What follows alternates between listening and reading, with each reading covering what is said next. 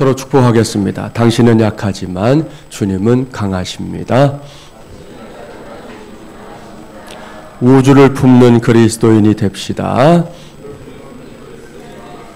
할렐루야. 오늘은 제8차 특세의 24번째 시간입니다. 오늘은 만몬에 사로잡힌 가룟 유다라는 제목으로 하나님의 말씀을 전하도록 하겠습니다. 특세 4번째 주간 마지막 날인 오늘 제가 여러분과 함께 만나보려고 하는 사람 누군지 아시겠죠? 말씀의 제목이 언급한 대로 가룟 유다입니다. 지난 2주 동안 우리가 예수님의 12제자를 하루에 한 사람씩 쭉 만나봤는데요. 오늘 마지막 인물에 이르게 되었습니다. 사실 가룟 유다는 우리에게 매우 익숙한 이름입니다. 심지어 예수님을 믿지 않는 사람들에게까지도 널리 알려져 있는 이름이지요. 안타까운 것은 그의 이름이 유명한 이유가 좋은 점에 있지 않다는 데에 있습니다. 다 아시죠? 가룟 유다 하면 한마디로 말하면 이것은 이제 저주의 이름이 되어버렸습니다. 실화인데요. 영국의 한 공원에 같은 토양, 같은 햇빛인 조건을 만들고 한날 한시에 그 자리에다가 이제 12그루의 나무를 심었습니다. 12그루의 나무가 자라서 이제 사람들이 쉴 수 있을 정도의 무성한 나무 그늘이 만들어졌을 때 공원 측에서는 각 나무마다 예수님의 이름, 예수님의 제자들의 이름을 하나씩 붙여주었습니다. 그러자 공원을 찾는 사람들은 이 가룟 유다의 나무만 빼고 이 자리를 잡고 거기서 쉬고 소풍을 하고 가고 이제 그런 일들이 벌어지게 되었어요. 부득이 이제 앉을 자리가 없을 때만 마지못해서 이제 유다의 나무 밑에 앉았지만 사람들의 표정이 그리 행복한 표정들은 아니었습니다. 심지어 그 나무를 향해서 한마디씩 하기도 했는데요. 그 말이 무슨 말이었을지 짐작이 가시죠? 이 나쁜 놈, 이 유다야. 예수님을 팔아먹은 이 썩을 놈아. 이렇게 꼬마들까지도 나무를 향해서 욕을 해댔습니다. 그러니 어찌 됐을까요? 최근에는 실제로 그런 실험들을 하잖아요. 몇 년을 흐르고 나서 다시 찾은 공원에는 유다 나무만 이제 말라 죽어 있었습니다. 실화예요. 사랑하는 세배용사 여러분, 이게 가룟 유다라는 이름입니다. 이 유다에 대해서는 다른 제자들과 달리 할 말이 참 많은데요. 오늘은 한 가지 사실에만 초점을 맞추려고 합니다. 그것이 무엇인지 알기 위해 본문을 보겠습니다. 오늘 주신 말씀은 예수님께서 십자가를 지시기 전에 일어났던 사건 가운데 하나입니다. 어떤 사건인지 직접 볼까요? 본문 1절부터 3절까지의 말씀 함께 봉독합니다. 1절부터 3절입니다. 6월절 엿새 전에 예수께서 베다니에 이르시니 이곳은 예수께서 죽은 자 가운데서 살리신 나사로가 있는 곳이라. 거기서 예수를 위하여 잔치할새 마르다는 일을 하고 나사로는 예수와 함께 앉은 자 중에 있더라. 마리아는 지극히 비싼 향유 곧 순전한 나드 한 근을 가져다가 예수의 발에 붓고 자기 머리털로 그의 발을 닦으니 향유 냄새가 집에 가득하더라. 아멘. 이 말씀이 무슨 말씀인지 아시죠? 이 마리아가 귀한 향유 옥합을 깨뜨려서 예수님께 부어드린 사건입니다. 이 사건은 평범한 사건이 아니었습니다. 이제 마리아 편에서 보면 이것은 그동안 자신이 받은 은혜에 대해 감사하는 마음을 최대한 자신이 할 수 있는 최대한 표현하는 것이었습니다. 그것도 죽음을 향해 나아가시는 예수님께 말입니다. 그리고 예수님 편에서 보면 본문 7절에서 언급하고 있는 대로 곧 있게 될 예수님의 장례를 미리 준비하는 것에 해당되는 일이었습니다. 그러니 보십시오. 참으로 아름답기도 하고 아주 고귀한 그런 자리입니다. 그런데 이런 자리에 이제 찬물을 끼얹듯 나서는 사람이 있었지요. 그가 가룟 유다입니다. 본문 4절부터 6절까지의 말씀 함께 봉독합니다. 4절부터 6절입니다. 제자 중 하나로서 예수를 잡아줄 가룟 유다가 말하되 이 향유를 어찌하여 300데나리온에 팔아 가난한 자들에게 주지 아니하였느냐 하니 이렇게 말함은 가난한 자들을 생각함이 아니요 그는 도둑이라 돈꾀를 맞고 거기 넣는 것을 훔쳐 가미러라. 오병이어의 기적이 일어나기 전에는 기억나시죠? 빌립이 계산을 잘 해냈어요. 그 자리에서 즉석에서 계산을 뽑아내더니 이번에는 가룟 유다가 그렇게 하고 있습니다. 가룟 유다는 마리아가 깨뜨린 이 향유 옥합의 값어치를 바로 뽑아냈습니다. 그것은 300데나리온. 이것은 당시로 말하면 한 사람이 1년 동안 매일같이 일해야 벌 수 있는 제법 큰 돈입니다. 그 정도의 값어치가 있는 향유였던 것이죠. 유다는 이러한 사실을 언급하면서 그것을 팔아서 가난한 사람들을 도와줄 수 있었는데 쓸데없이 허비했다 하면서 마리아를 책망하고 있는 겁니다. 그런데 이러한 유다의 말에 대해 성경이 부연해서 설명해 주는 것이 있지요. 유다가 당시에 이런 말을 한 이유가 따로 있다는 것입니다. 그것은 유다가 착복을 일삼던 사람이었다 하는 것이었어요. 여기서 오늘 제가 전하는 말씀의 제목을 떠올려야 합니다. 만몬에 사로잡힌 가룟 유다, 이건 말입니다. 여기서 말하는 만몬이 무엇인지 아시죠? 이 만몬은 신약 성경에서 물질적인 부유함 또는 이 욕심을 가리킬 때 사용되는 단어입니다. 이 단어는 결국 이제 부의 신, 그러니까 개인의 삶에서 거의 신과 같은 존재가 되어버린 돈이나 재산을 가리킬 때 사용되는 말입니다. 그 만몬에 사로잡혀 살아가고 있었던 사람이 바로 가룟 유다였다는 것이죠. 그런데 이런 문제는 비단 유다에게 국한된 것이 아닙니다. 우리는 요즘 물질 만능주의의 시대를 살아가고 있습니다. 말 그대로 돈이면 모든 것이 다 된다라는 식의 사고방식이 판을 치고 있는 중입니다. 그렇기 때문에 그 돈을 이제 만몬이라는 우상의 이름으로 부르기까지 하는 것입니다. 여기서 우리는 이제 하나로 이렇게 뭉쳐져 있는 생각들을 조금 나눠서 살펴봐야 합니다. 먼저는 돈이라는 것이 갖고 있는 소중한 가치를 함부로 무시하지 말아야 한다는 것입니다. 그렇습니다. 물질 만능주의라는 말을 너무 쉽게 부정적으로 운운하면서 돈 자체를 아주 우습게 여기면 안 된다는 것입니다. 돈은 본질적으로 말하면 선한 것도 악한 것도 아닙니다. 그야말로 중립적입니다. 단 그것을 사용하는 사람에 의해서 그 돈이 선한 것이 되기도 하고 악한 것이 되기도 하는 것입니다. 따라서 물질 만능주의라는 말로 돈이 갖고 있는 고유의 가치를 평가절하하는 것, 결코 좋은 태도가 아닙니다. 인류가 이 돈이라는 것을 사회를 굴러가게 하는 물물 교환의 수단으로 사용하게 된 것은 분명히 가치 있는 일이기 때문입니다. 그것을 먼저 생각하셔야 돼요. 두 번째로 돈과 관련해서 구분해야 할 생각은 그 돈을 지배하며 살 것인지 아니면 그 돈에 의해 지배당하며 살 것인지를 결정해야 한다는 것입니다. 무슨 말입니까?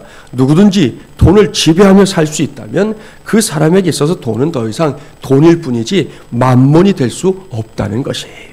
특별히 하나님의 사람들이 돈을 지배하며 살 수만 있다면 그 돈은 하나님의 나라를 확장하고 복음을 전하여 생명을 살리는 위대한 사역의 도구가 될 수 있습니다.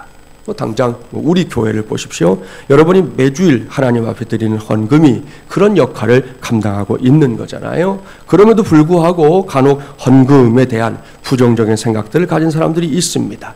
그러다 보니 헌금과 관련된 이야기들도 참 많은데요. 예를 들면 이런 이야기입니다. 양계장을 운영하는 한 여인이 있었습니다. 그녀는 교회 출석을 열심히 했는데 도무지 헌금을 드릴 줄 몰랐어요. 하루는 담임 목사님이 조용히 여인을 불러서 말했습니다. 우리가 가진 재물의 주인은 하나님이십니다. 수입의 10분의 1을 하나님께 드리는 것이 성도의 의무입니다. 여인은 진지한 표정으로 목사님의 설명을 들었어요. 그리고는 이렇게 대답했습니다. 목사님, 그렇다면 이제부터 주일에 낳은 달걀을 모두 11조로 드리겠습니다. 그렇게 대답한 여인은 그때부터 주일마다 수백 개의 달걀을 11조로 하나님께 봉헌했습니다. 그런데 시간이 흘러가면서 점점 달걀의 수가 줄어들더니 나중에는 단 하나의 달걀도 가져오지 않더랍니다. 담임 목사님이 다시금 그 여인에게 성실한 11조를 해야 한다 말했습니다. 그랬더니 여인이 뭐라고 대답했느냐? 이렇게 대답했습니다. 목사님, 우리 닭들은 주일을 거룩하게 지키기 때문에 주일엔 더 이상 알을 낳지 않습니다. 그렇게 얘기를 하더라는 거지요. 참 대단한 여인이에요. 아무튼 이런 유형의 이야기들이 생각보다 많습니다. 그것은 그리스도인들이 하나님께 물질을 바치는 일을 부담스러워한다는 의미일 겁니다. 그런 점에서 담임 목사인 저는 이 시간을 빌어 우리 모든 마중물이란 가족들에게 감사의 마음을 전합니다. 교회 개척을 시작하고 지금까지 마중물이란 가족들 모두가 열심히 여러분 헌신도 해주셨고 또 헌금도 해주셨어요.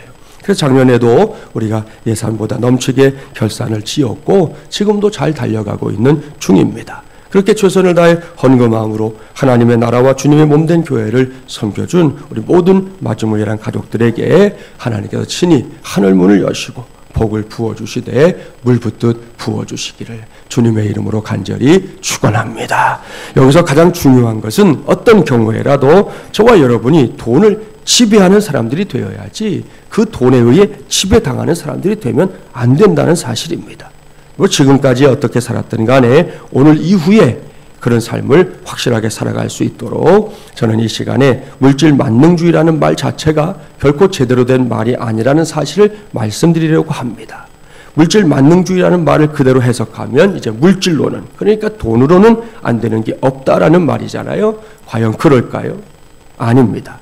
자, 시편을 한번 찾아보려고 합니다. 시편 49편 가볼까요? 구약 837쪽 1절부터 3절 말씀.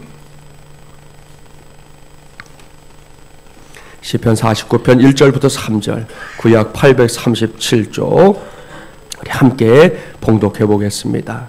봉독해 볼까요? 뭇 백성들아 이를 들으라. 세상의 거민들아 모두 귀를 기울이라. 귀천 빈부를 막론하고 다 들을지어다. 내 입은 지혜를 말하겠고 내 마음은 명철을 작은 소리로 읊조리리로다. 아멘. 이 말씀은 시편 중에서도 시편의 잠언이라고 일컬어집니다. 여러분도 알다시피 잠언의 초점은 지혜에 있어요. 그런 점에서 이 시편은 돈을 지혜롭게 다룰 것을 가르쳐주는 말씀입니다. 성경은 결코 돈을 정죄하지 않습니다.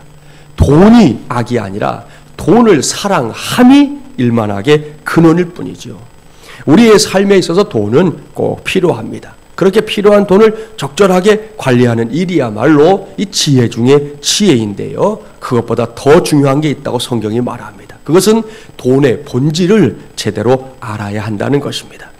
오늘 집에 돌아가면 시편 49편 전체, 지금 3절까지만 읽었지만 전체를 꼭 읽어보세요. 이 시편은 무엇보다 뭘 가르쳐주느냐? 돈을 믿어서는 안 된다. 그것을 가르칩니다. 자기의 재물을 의지해서는 안 된다는 말씀이에요. 그렇습니다. 돈이 쌓이면 돈이 내 소망이 되고 돈이 내 구원이 됩니다. 그렇기 때문에 만몬주의자들은 돈을 신으로 믿는 것입니다. 만몬이라는 단어 자체가 뭐냐면 본래 그 뜻이 내가 믿는다 이런 뜻이거든요.